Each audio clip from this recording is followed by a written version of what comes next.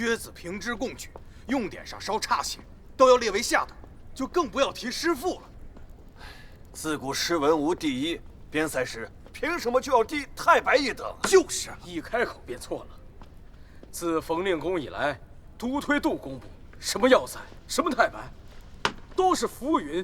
池中鱼鳖应相和，从此方知有主人。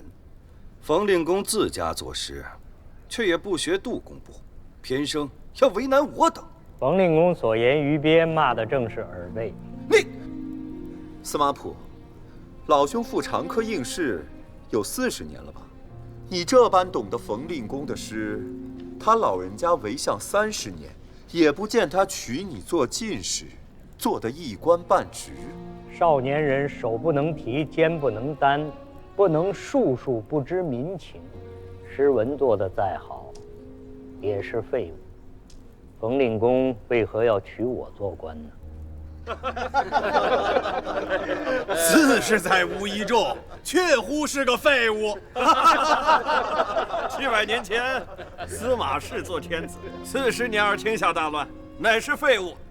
现在700年后，司马氏赴中科，40年不得中啊，亦是废物。这700年的废物，真的是前无古人，后不追来者呀！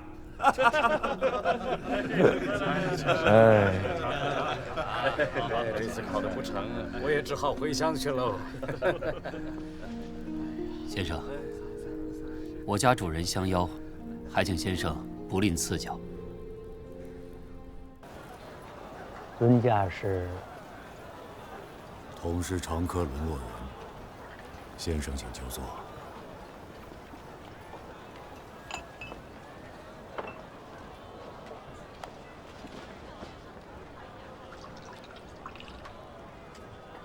先生请。你不是举子，是兵子。何以见得呀？足下的家人虎口上生着茧，一看就是常年习武之人。再看足下，坐于街边14之内，脸上却无丝毫悲切之情，反倒一副坐于中军帐内的从容气度。你再看店家小厮，怯怯然而不敢近前，只因身上杀伐气太重，血腥味道太浓了。便是不曾得掌荆节，应该也是一个厮杀多年的军中大将，对不对？老先生长科不遂，对军中之事倒是熟稔得很啊。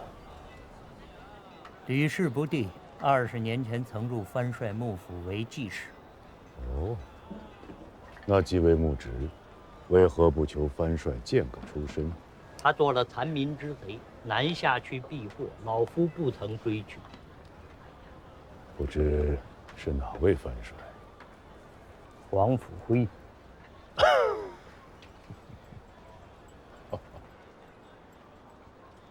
这位藩帅那可是能与当今天子临阵致师的猛将啊！那不也是个兵子出身的天子？兵子出身，便做不得天子吗？做得，太做得了。朱全忠是兵子，李天下是兵子，石敬瑭、刘知远、郭威不皆是兵子吗？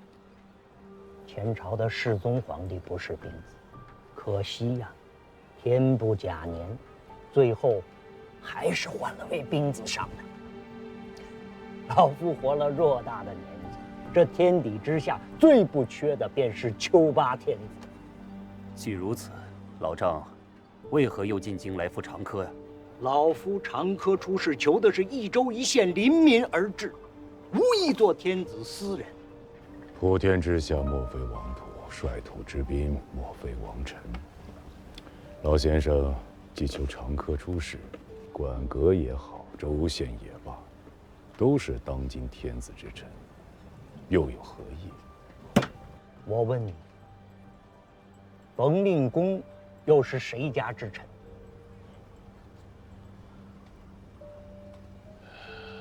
天下板当大道风起，兵强马壮者为天子，圣道不存，奉一人者为鹰犬耳。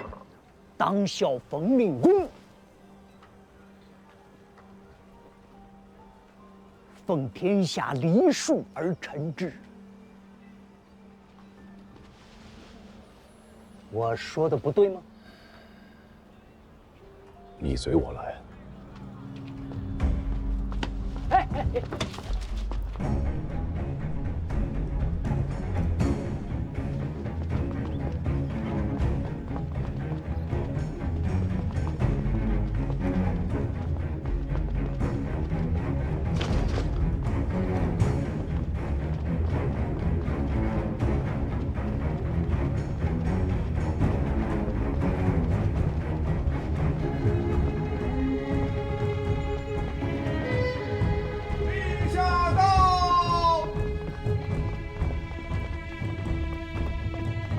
臣等恭迎陛下。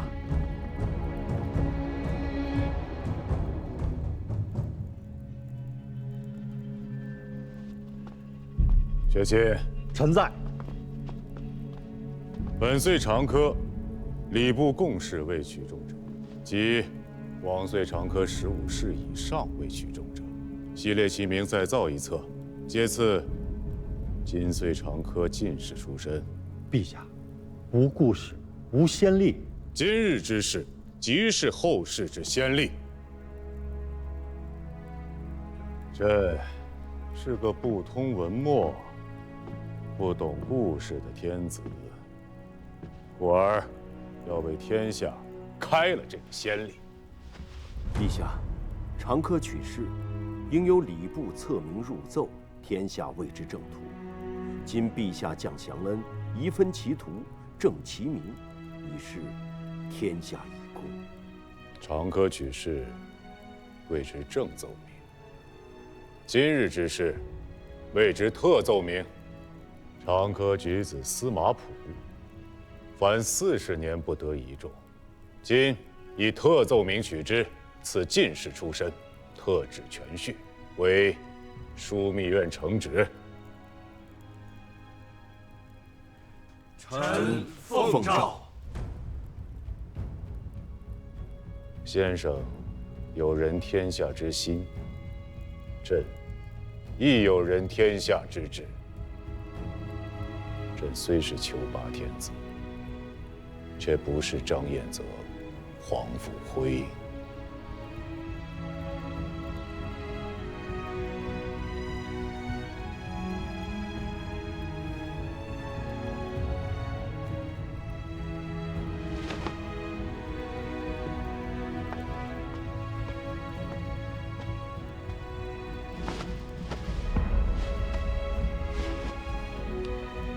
臣司马溥奉诏谢恩。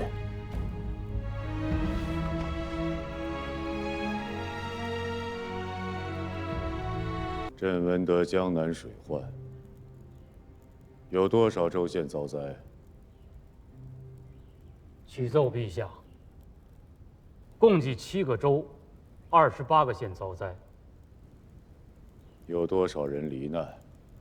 没于水淹者，计23521人，毁坏房舍8900余间，淤没田亩近10000顷。今岁的日子不好过呀。是。今年那20万两匹银券，朕不要了。徐亲，你将那些财帛都拉回去，与你家主上说。天下纷乱了近100年，家家户户日子都不好过。他既是江南地主，自当爱抚梨树。该眷免的钱粮当眷免，该赈济的州县当赈济。朕不拖他的后腿。只有穷家小户的日子过好了，朝廷和官府的日子才能跟着好过。陛下，如天之仁。谈不上，都是自乱世活过来的，彼此体谅罢了。朕是个丘八出身的天子，从来不打诳语，而君臣也大可不必揣测试探。不明之礼，是朕许给你家主上的恩典，既是恩典，朕不许你辞，你便不能辞。听明白了吗？